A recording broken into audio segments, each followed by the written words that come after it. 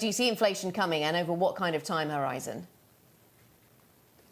So in a 2 to 3 year time frame, I'm absolutely certain inflation is coming back. One of the underlying trends that a lot of people are missing right now is that the millennials will come into the workplace at a faster rate than the baby boomers like me will be retiring. So we will actually have a workforce increase 2-3 years from now that will start to increase by 1% a year, which overall add to the demand and purchases that happens with this new millenniums becoming coming of age. So yes, that is one thing. And I think the localization, of course, comes at a very high marginal cost. If you want to onshore, you want to be strategic, it comes at a very high price relatively to this model of just-in-time, cost reduction, low inventory that has been running over and since the early 2000s and basically since the Berlin Wall came down.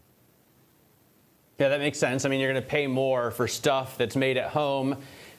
You know, as a Westerner, what does this do then to emerging markets? If you believe in that narrative of production coming home, what happens to the places where we used to make everything, i.e. China? Yes, I think the best way to answer that question, Matt, is to argue how the Chinese would argue this. They are saying, yes, we will be and we want to be less export dependent.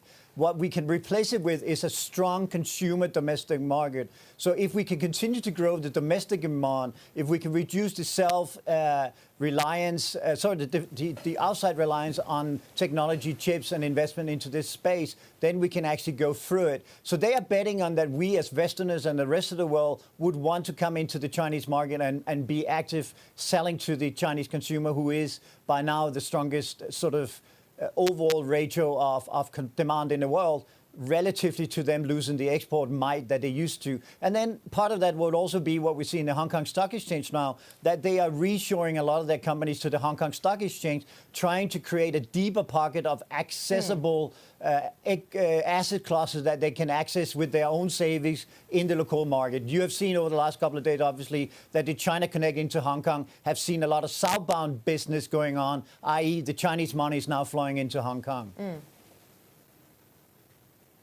Steen, you've talked in our conversation about the role that central banks are playing now in markets. And you say in your notes ahead of this conversation, you see this as going as far as the death of the free market. Is that a bit too extreme? Do we just see a sort of temporary zombification rather than a death?